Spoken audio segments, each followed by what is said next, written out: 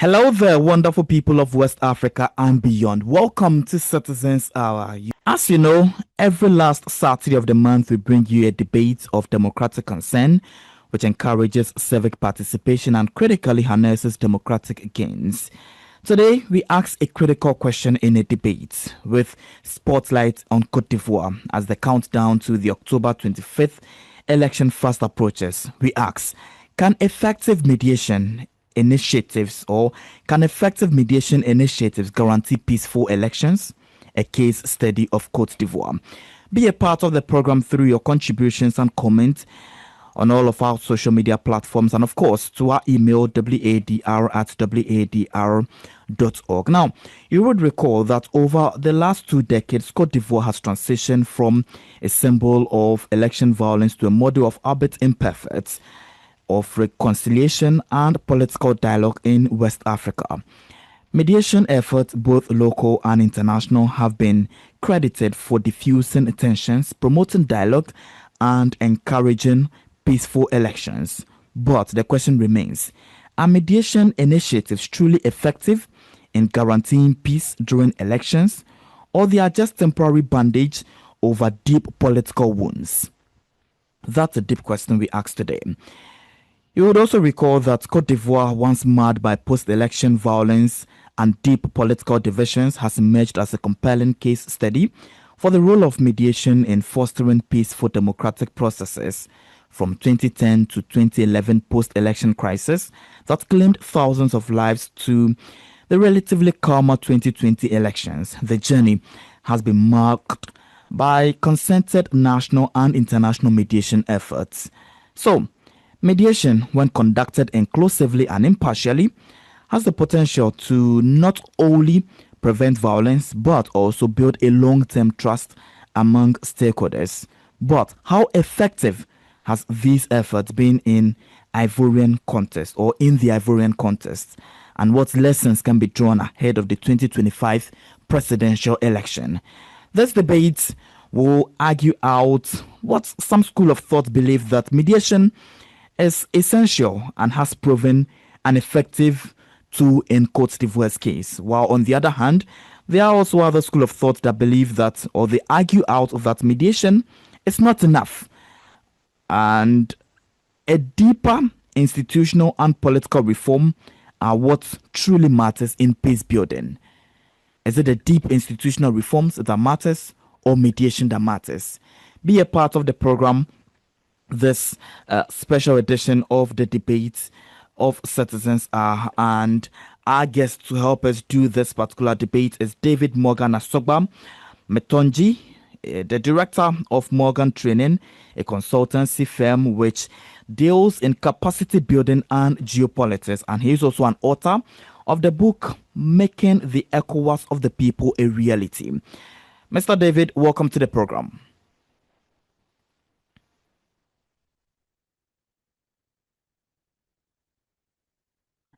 Okay, while we wait for David to respond, let me also move on to our next guest, who is David Denis Endo. Denis Endo is the Vice President of the Senegalese Human Rights League. Mr. Denis, welcome to the program as well. Thank you so much for having me. Right, Mr. Denis, thank you so much also for joining us. So, the debate is set, the conversation is actually set. Let me begin with you, Mr. Denis Endo, and let me just have your preliminary assessment of the context of Côte d'Ivoire and how mediations has really played out in ensuring peaceful elections. We'll definitely go back to history from 2000 when we saw the civil uproar and all of those bad days in Côte d'Ivoire. But your preliminary assessment of how mediation has really played out in making Côte d'Ivoire a stable democratic nation? Absolutely. I think, first of all, we have to go back to the history of democracy in Ivory Coast. First of all, we cannot say that this mediation will just be successful. We hope so, it will be successful, because as you know, strong institutions is the basic thing that we have to emphasize in West Africa. When I mean when I talk to strong institution, I mean that we know that there is no manipulation on those who are in power, mostly the judicial power, the committee in charge for the elections, and as well the way political parties are operating in Ivory Coast. As you know, there was a deep concern about how to reconcile people. But as you know, reconciliation is not just about leaders who are signing a paper. It's about going to the hearts of people. That's why we always talk about, when we talk about ECOWAS, we think about ECOWAS of people, not ECOWAS of those leaders or the head of states. So, well, you can hope, but I think that there is a long way to go to make sure that we have a peaceful election and transparent election. But for now, to me, nothing is set yet, because I believe even ECOWAS has a key role to play. Most of the time when election is happening, they show up 2 days before the election days to be there as an observer. But I think that the really role to play should be starting from now. As you can know, those are major opposition leaders. They are out of the line, and everybody know that it's not just because of matter of rule of law, but it's always political matters. Because they know that maybe those people, if they are online, the political party in power may be not successful to win the elections. And as you know, when Gbagbo came to power, what is really strange was that those same judges who let him swear that he is the winner, they're the same judges who came again to let Ouattara swear as a winner. So there's something is wrong in there, and we have to fix it. And this is about building strong institution. So building strong institution is not just about the person, but it's about the way of operating the institution. We should know that regime can pass, but everything should be on the right way, which means that the rule of democracy. Right. And so, Mr. Dennis Ndo, you believe that mediation is not only the way out, but building stronger institutions to enable them independently manage their own affairs is the way out. Let me at this point also move on to Absolutely. Morgan Asogba. Morgan, you've heard David speak. Are you in tandem with him, or you also believe okay, Morgan is actually not on the line at the moment? But let me stay with you, Mr. Dennis Ndo, and then Yeah.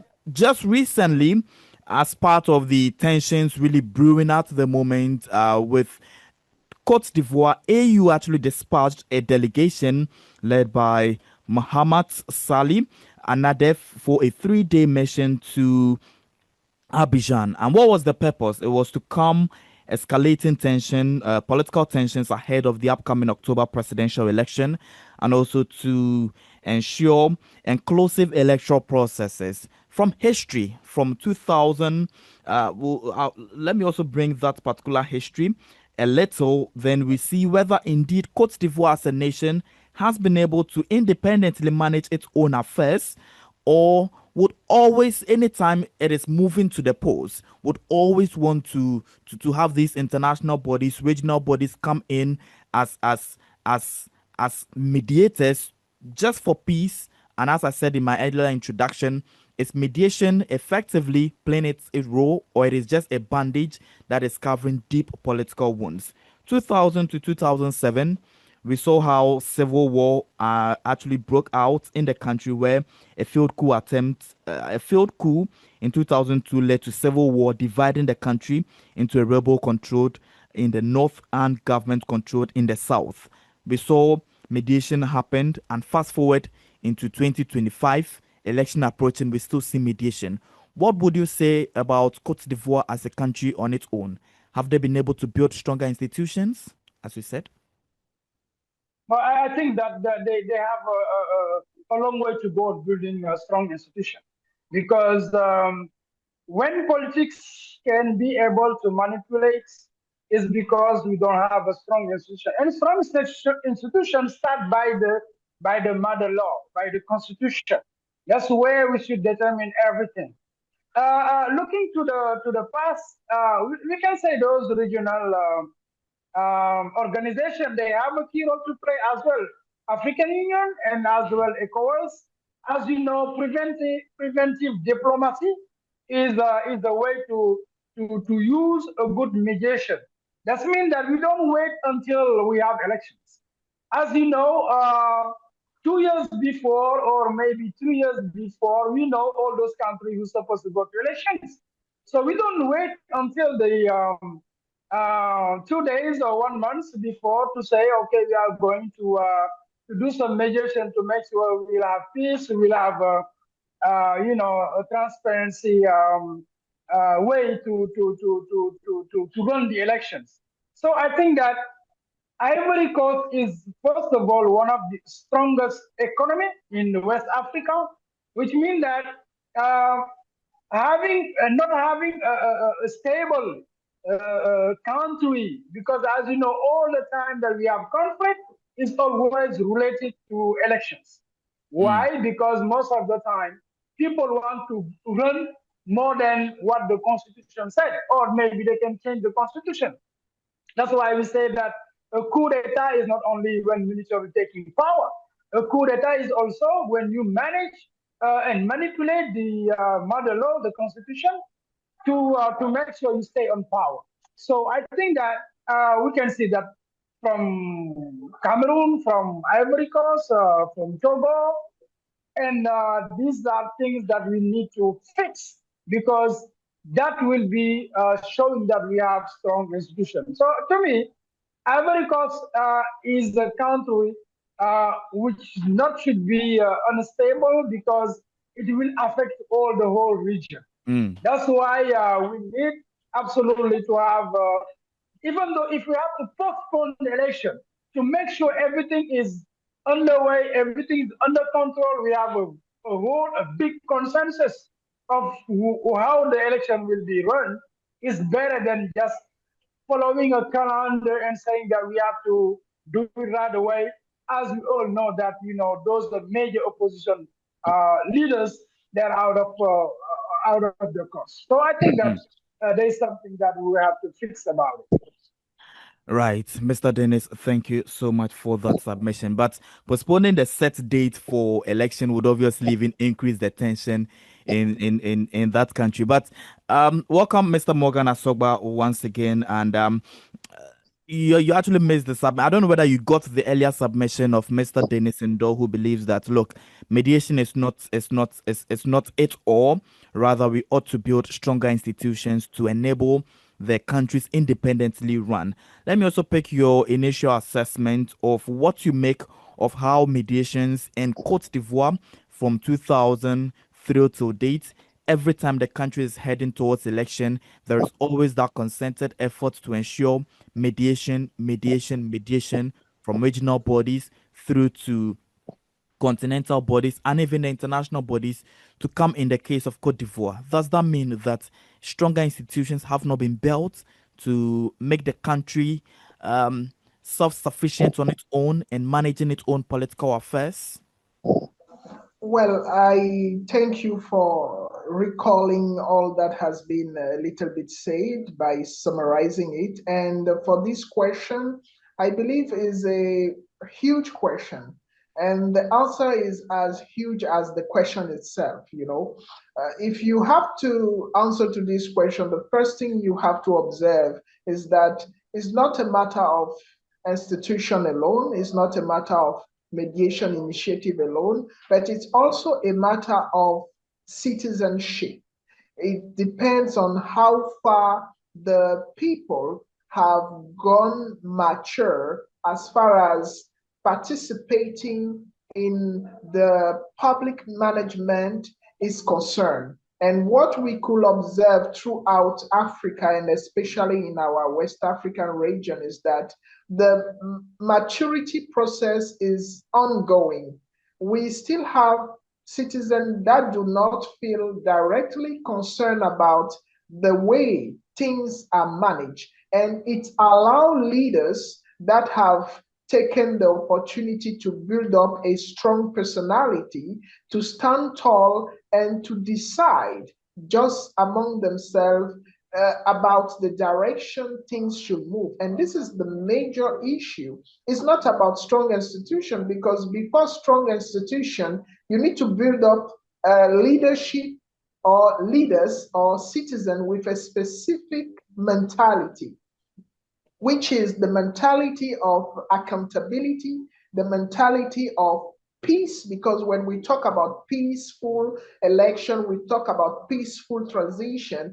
Peace is not a commodity. Peace is a matter of behaviors, and the behaviors are made through the kind of education people go through. And this is where we are facing a huge challenge as people, as communities, and even as leaders. So mediation is useful, but mediation comes in when it is clearly established that we have sides that do not agree to handle things in a certain manner, and they are ready to find a solution to that situation.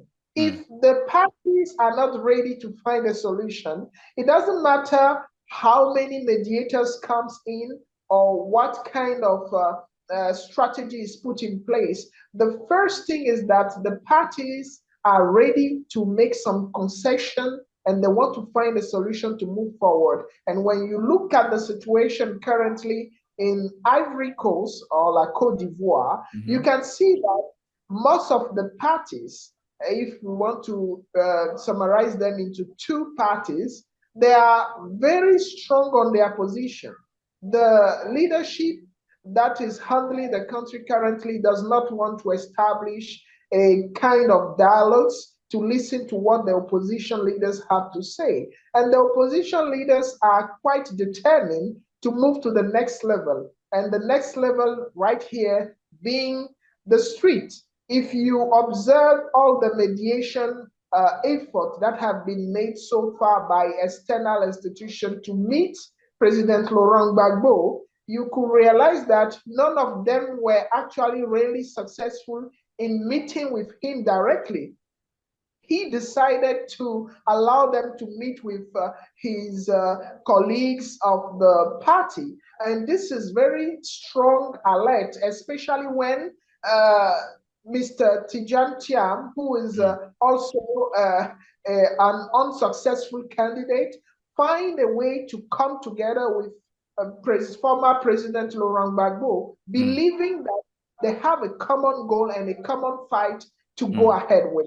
So we are facing with a situation whereby each stakeholders, namely mediation, political parties, and even citizens, they have their responsibility in the way the country is finding itself being run currently.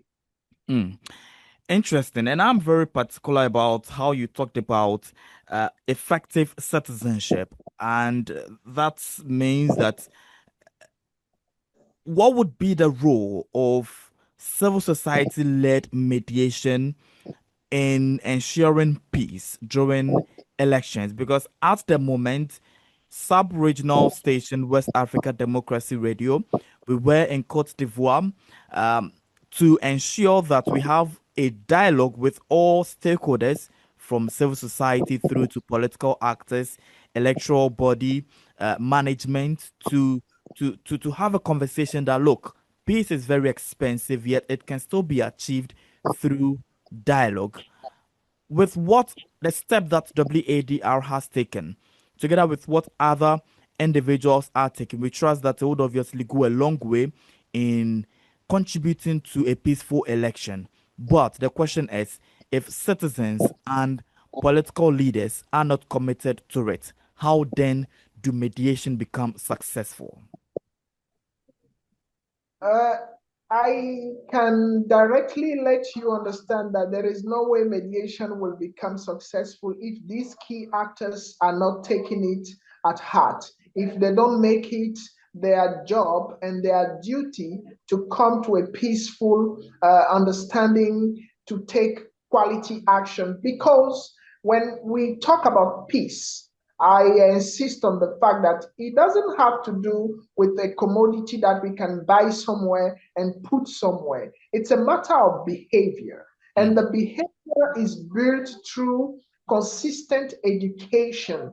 And that consistent education is acquired through key institution, and one of those institutions are naturally civil societies organizations. The other institution are political parties, and when you go, the mainstream institution is the leadership, the government, throughout the various education activities and the various sensitizing movement that the government carry out. But most importantly, it has to do with the way every single actor behaves. So if those actors do not, let's say, consider the fact that there is a need of going through first dialogue, is not just the dialogue, but also be ready to concede some of their position, to revise their position in order to find an harmonious way of moving forward. No matter how much West Africa Democracy Radio go ahead, meet with the people, remind them of the need of building a solid dialogue and make sure that peace is maintained, it's not going to work. And this is what we are faced with. There is no mechanism that will make it compulsory for the actors to behave according to peace, aside they themselves. Right here, each of the key actors have their roles, but the main role belongs to Ivorian citizens and also Ivorian leaders, especially political parties. So this is what I can submit based on the question you are asking, which is a very fundamental question. And this does not prevent other initiatives to be kept being available and going on, to keep on reminding the leaders and the key actors that they do have to find a peaceful agreement to handle their issues. And this is where the citizens also are expecting the international institutions such as the ECOWAS to step in, at least by making some strong statement that will show clearly that the ECOWAS is requiring from the leaders, especially the political leaders, to sit and to go in a direction that is not going to lead them into a conflictual situation, which is very critical when it comes to development in a sustainable manner. Thank you very much, Mr. Morgan Ashogba. And let me move once again to Dennis Endo. Mr. Dennis, you've also listened to Mr. Ashogba, and we're still having a conversation of how can effective mediation be a guarantee for peaceful elections. And we'll be looking at the case study of Côte d'Ivoire. Now, the other concern would have to be that, look, people get agitated, or tension brews a lot when people get agitated over basic things that they deem not fit or right. In the case of Côte d'Ivoire at the moment, we see strong political opposition groups not enlisted on the electoral list to be possible contenders for the October 2025 elections. Laurent Gbagbo's party is not in, Tijani Chiam's party is not in, and these are concerns to them that, look, we need to be on the list so that people can vote for us.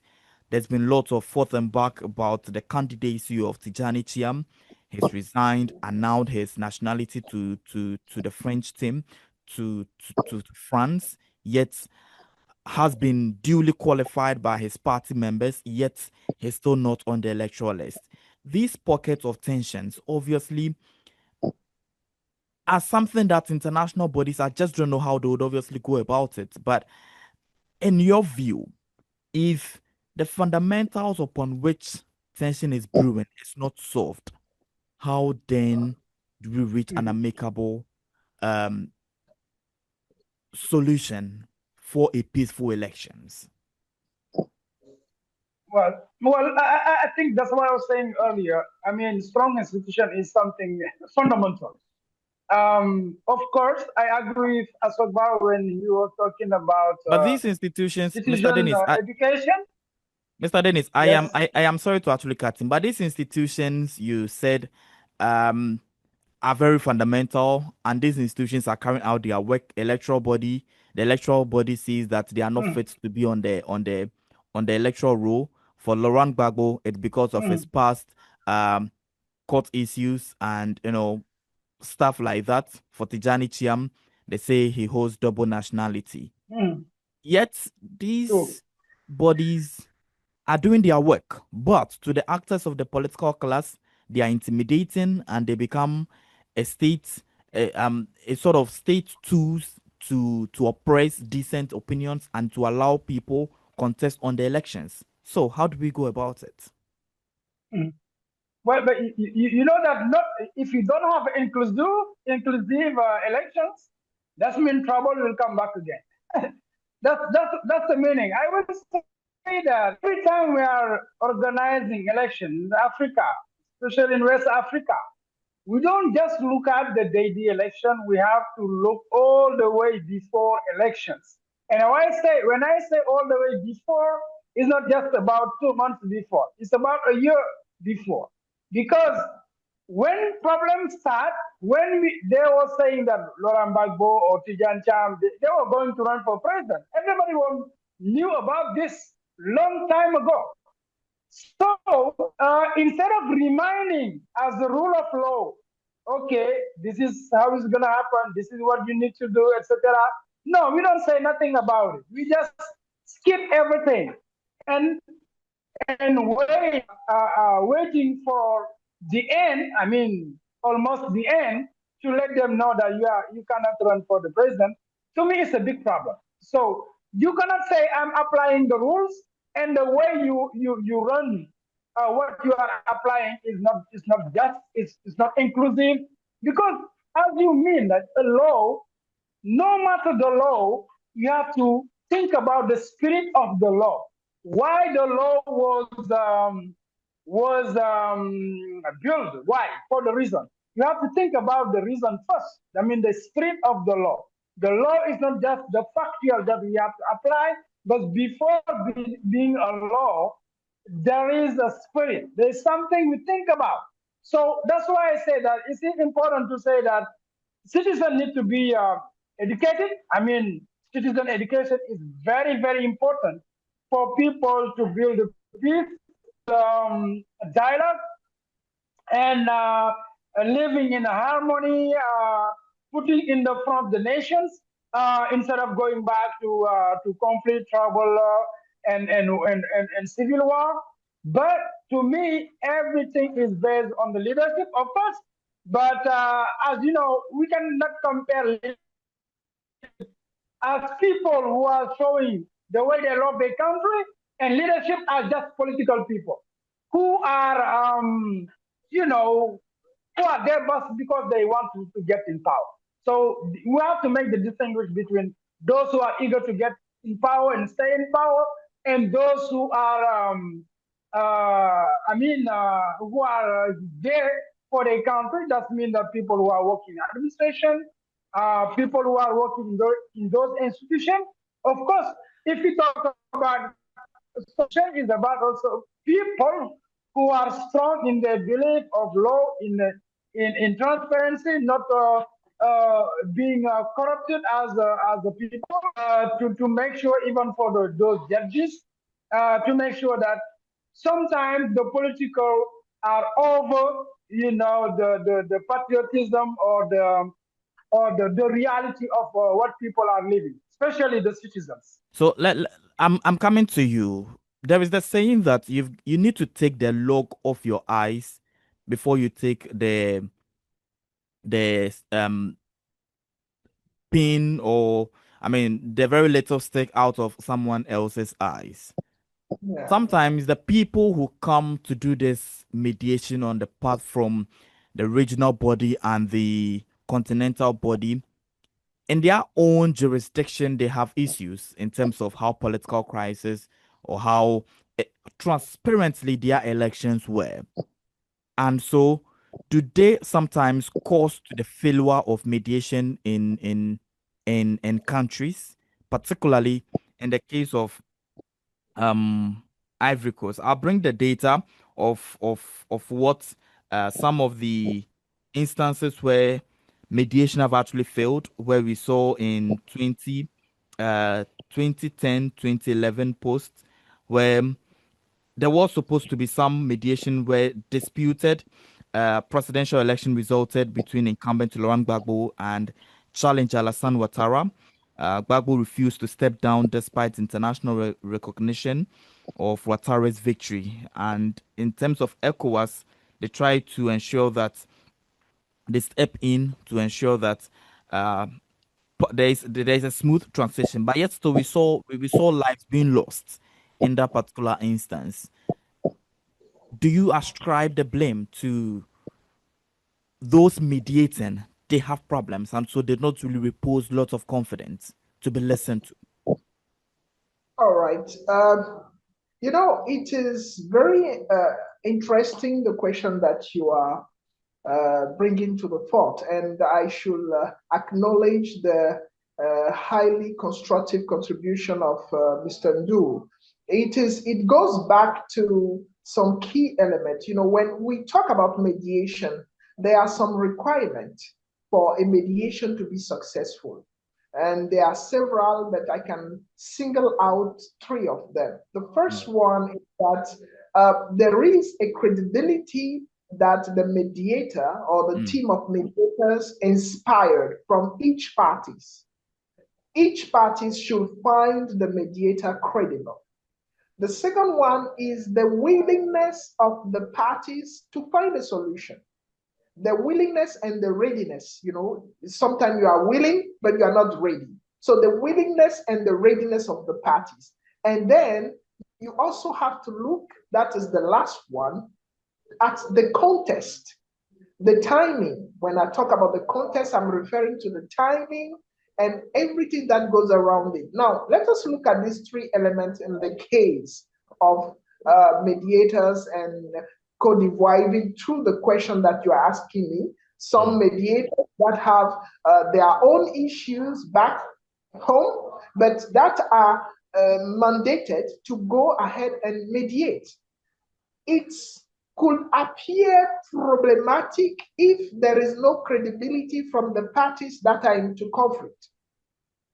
If the parties that are conflictual find the mediator that has been selected credible, it doesn't matter if the mediator himself is not trustworthy back home. And this is the case of Togo mediating throughout several cases, because what matters is not the way the mediator has been handling back home to the people that are actually having a conflictual situation.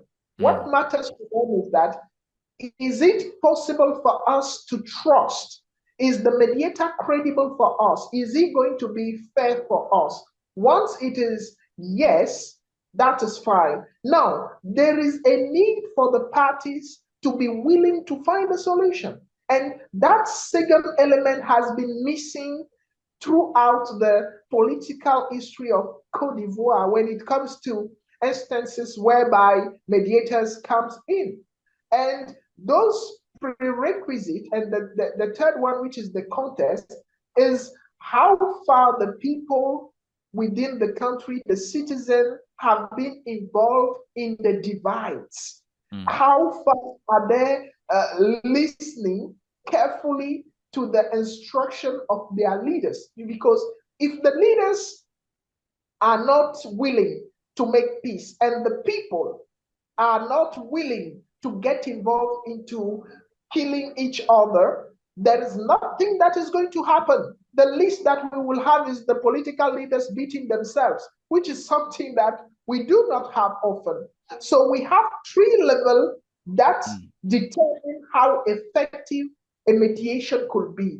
If the mediator finds a context whereby he is credible for both parties, he is coming in a situation whereby both parties are ready to find a solution. They are willing and they are ready to act according to it, and that the people are also tired and they are willing to have a peaceful way out, the mediation will be successful.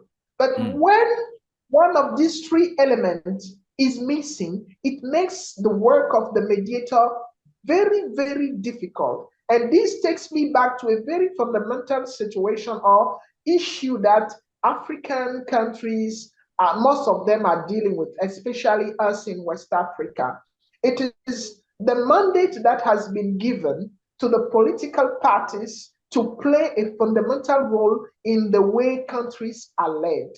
Normally, as a political party, your job is not just to become to be on the top of the leadership of the country, to be the one handling the country. No, it is a very key role that is, even when you are not the one in power, you should play that role in a manner that you are prepared for defending the interests of the people. Let us look at what Mr. Du mentioned. Election comes in a very specific period of time. If it is every 5 years, every 4 years, 7 years, normally political leaders are aware of that. And they know normally also what are the criteria and the conditions. So the conditions should not be tackled 2 months before election, 3 months before election. And their ability to be at the parliament is also key, because laws are made within the framework of the parliament. So when they are not present in the parliament, it means that they cannot play a key role in making the laws. When the laws comes out, no matter how effective they can shout, legally speaking, they fail, and they will be submitted to the enforcement of the law. And this is what most of the very smart leaders in Africa have been taken advantage of. Because when you hear people saying that we have constitutional coup or institutional coup, it has to do with the ability of the leaders to change the constitution, to tailor the constitution to their own willingness and aspiration. But this that has happened though.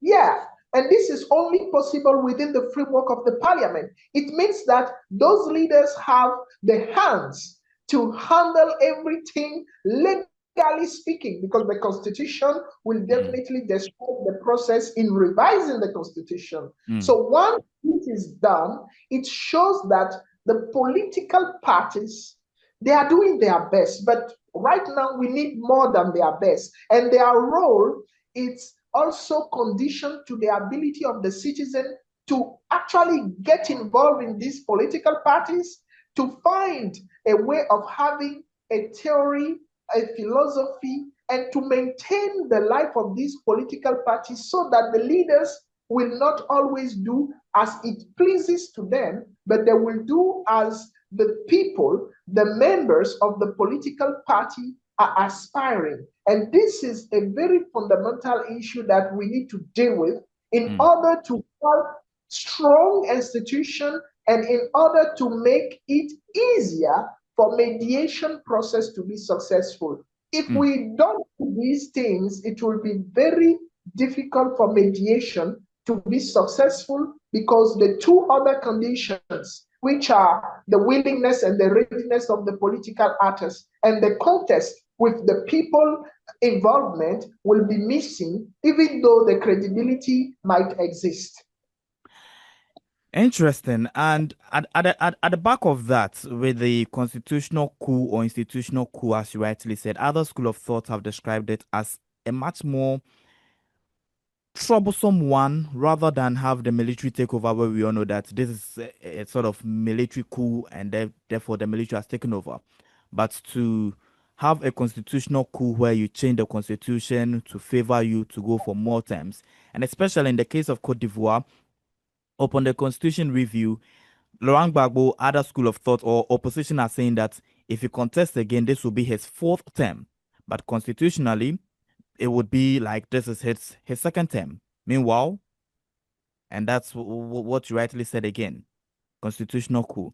So with that, I would want to move to Mr. Dennis, and then find out we're heading towards the latter part of the program, but want to find out that look, sometimes these mediators come and they, after assessing everything, having a conversation with all parties, they tend to give some recommendations, and want to find out how effectively do they go in the execution of these recommendations and conclusions that they make for the betterment of the said country, i.e. we're looking at Cote d'Ivoire, Well, for instance.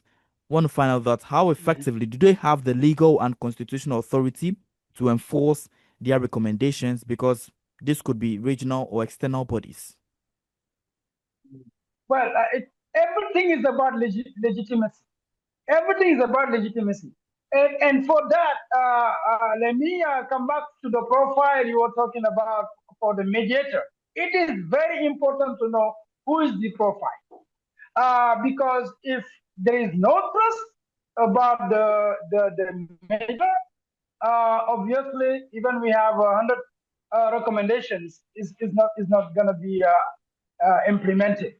Second of all, I think there is in the process there is what we call the preparedness of all stage of the mediation. Just means that sometimes you need expert, you need professional, but sometimes you need just a chief of a village. You need a local authority. So in every stage we have to have that preparedness. Second of all, third, we have to have the consent. If people agree to dialogue, to go for a consensus, to discuss, we have to find a way to make sure we have a consent. People have a consent. Otherwise, people just will come there because they have to be there, and their hearts are not there, and they are not agreed to be there. Last but not least, we have also to make sure we use our cultural way of mediation. It's not about just seeing the West the way they do the mediation, and we said, okay, if there is a people who come from the United Nations, doesn't mean everything will be all right. Or if you have somebody coming from the European Union, everything will be all right. I don't agree on that. I think that we have to also look at our background culturally. What is in there that as a tool we can use for the successful mediation? Impartiality, neutrality has to be visible of those who want to play the profile as the mediator, to make sure we have inclusively participation.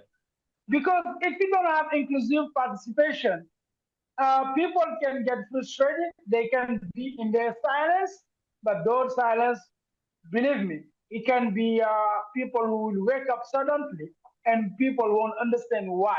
So I think that we have to give legitimacy. That's very important, even though it's not written by the law. We say that this group, I mean, the chief of villages, they have power in their village.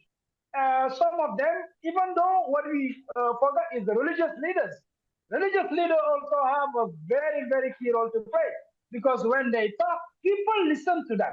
So that's mean that, this mediation,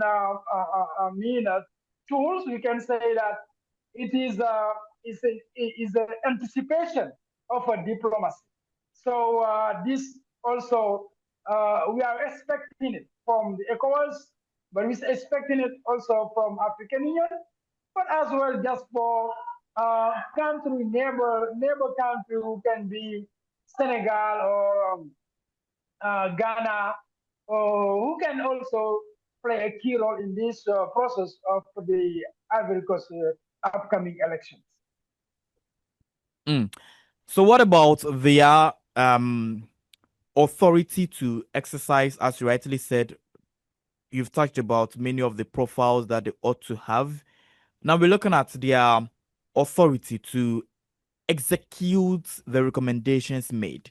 So for instance, they say we know countries have actually signed up to many of international treaties and some conventions, and so they're actually binded by it. Do they truly have the uh, opportunity or the strength or the legal backing to carry out some sanctions to country-specific leaders or people who may have found culpable doing the otherwise of the recommendations that they all agreed on during the negotiation or mediation process?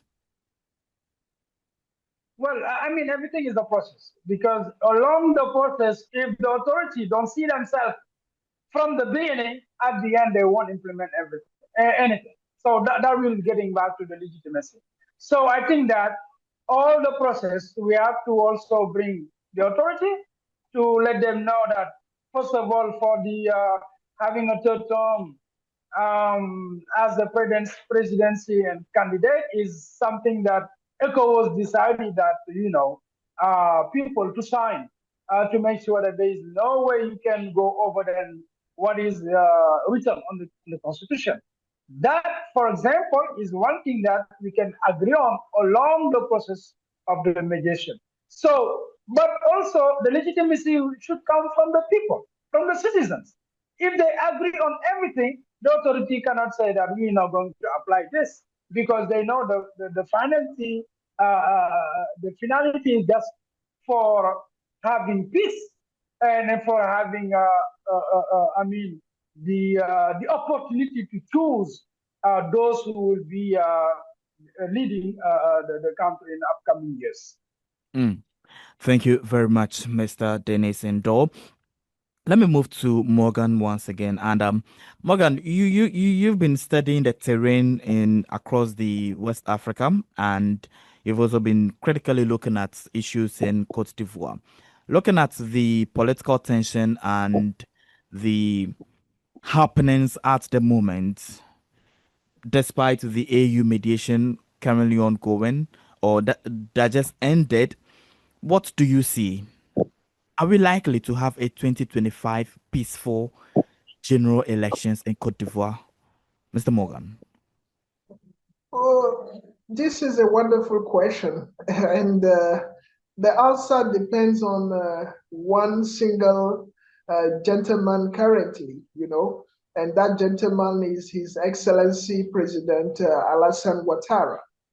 If he decides to move as a candidate, as it is required by the political party that he's leading, RHDP, it is clear that we are going to have a period of election that will be extremely challenged, because on the other side, the opposition is having two key fighting points. The first one is that the opposition is not ready to allow President Ouattara to be a candidate for what they consider as being the fourth term. And the second point is that the opposition is fighting and is intending to fight for all the candidates that are considered to be the only one that their political parties are willing to have as runners for the presidential election. They are willing to have all these candidates being reinserted and having them compete for the 2025 presidential election. And when you look at these two fighting points and you look at the attitude of the leadership currently in Côte d'Ivoire, the percentage of having a peaceful 2025 election is less than 25% at the moment that we are speaking. And this could go either higher or lower. It will go higher if President Ouattara decide to not run for the presidential election. It means that there will be more probability to have a peaceful election, and it will go far lower, below the expectation, like less than 10%, even 5%, if he stands as being the candidate of the political party RHDP, and if nothing is done for the current candidates that are not candidates, current political leaders that have been taken out of the run, not because they are not qualified or because the political parties is willing to take them out, but mostly because, legally speaking, they are in a critical position that should not allow them to run. But we are facing a very strong situation here. It's not about the law. The law is clear. It's about the political and the social atmosphere of the country. And this is why we need some very wise move from the Ivorian political leaders. They are dealing here with the survival of the society and with the relevance of all the economic progress that have been made throughout the past 10 years. It will be very unappropriate to jeopardize all this progress that is being, let's say, considerable and praised by the RHDP. You know, when they say that President Ouattara outcome throughout these 10 years of leadership is wonderful and needs to be praised. But what will be the relevance of having most of it being destroyed just because we are not making socially inclusive the competition? Because when it comes to legally inclusive, there is nothing to say. The law is clear, and some of the leaders have not been able to meet the requirement to stand out as candidate. But when it comes to the social development dynamic, this is considered as being unfair by a considerable part of the population. But the law is the law. And this is very dangerous for the country. It is something that should be avoided because we don't want a situation whereby some feel that they are not involved. It is not inclusive, because when they do that, they are not going to accept the result of the election. They are not going to allow any peaceful situation to be held. And even if there is a forcing that is made to have the election, the leadership will definitely suffer in terms of running the country. And this is what we want to avoid. Morgan, with you, under 30 seconds, the law is the law. Socially speaking, legally speaking, both issues are fair, but the law is the law. Wouldn't you also argue that these political parties that legally they are not eligible to be on the ballot paper will just have to change their leadership internally? Then they get the opportunity to rather be back on the ballot paper rather than still presenting these two individuals that legally they are not qualified. Under some 30 seconds. Yeah, the law is the law. I do agree. And that is why the law is made by the people.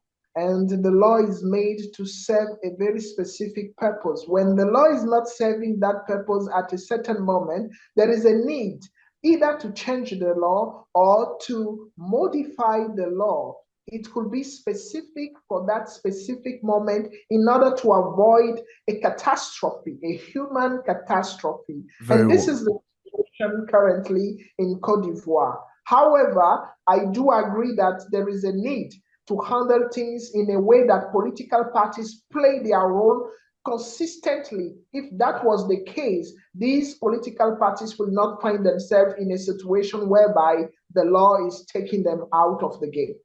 What would you say? I mean, your concluding remarks, Côte d'Ivoire. Should mediation be the way out, or institutions or citizen participation to ensure that we have a peaceful, democratic, prosperous Côte d'Ivoire?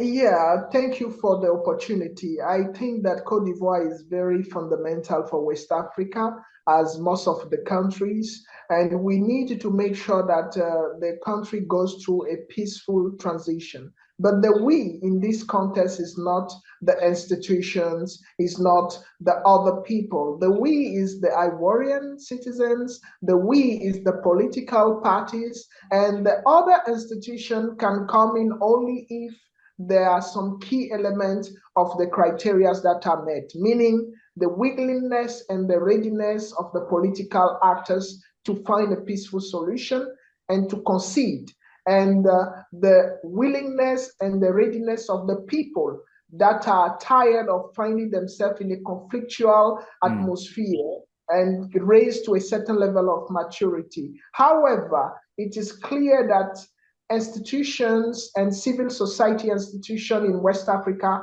have to keep on drawing their attention, raising their alert, calling the leaders to order, and trying their mediation in order to touch their heart and their mind so that they find a peaceful solution throughout. Right. Thank you very much, Mr. Morgan Ashogba. Thank you very much. And with that, this is the match we can take on today's edition of Citizens. We looked at the debates of spotlighting Côte d'Ivoire as the countdown to the October 25th election is fast approaching. So we asked the very critical today in the debates edition of how can effective mediation initiatives guarantee peaceful elections, a case study of Côte d'Ivoire. We urge you to still keep working in the best interest of young people and the development of the continent. And we'll come your way sometime next week with another issue of democratic concern. Oh, Mr. Dennis is in. Mr. Dennis, let me give you the opportunity to just wrap up your comment before I sign out officially. Please, Dennis, we're wrapping up. We want to take your concluding remarks on how mediation could truly effectively contribute to a peaceful elections in Côte d'Ivoire.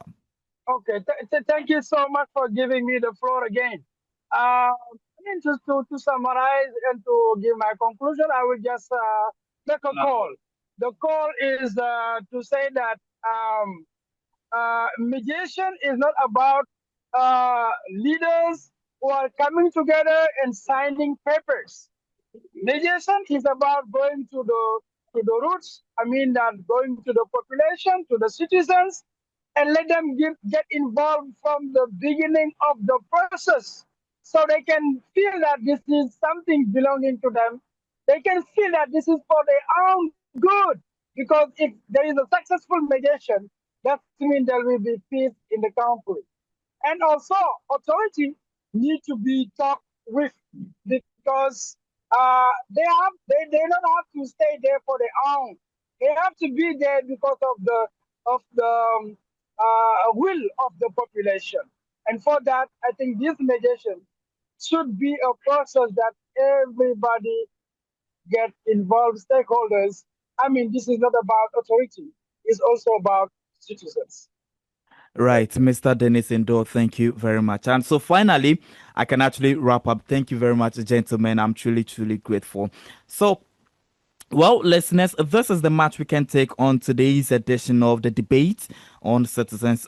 We looked at a question in a debate where we spotlighted Côte d'Ivoire as the country's countdown to the October 25th presidential election is fast approaching. So we asked, how can effective mediation initiative guarantee peaceful elections? A case study of Côte d'Ivoire. Our guests were David Morgan Ashogba Metonji, the director of Morgan Training, a consultancy firm which deals in capacity building and geopolitics, and the author of the book Making an ECOWAS of the People a Reality. And then Dennis Endo, who is the vice president of the Senegalese Human Rights League.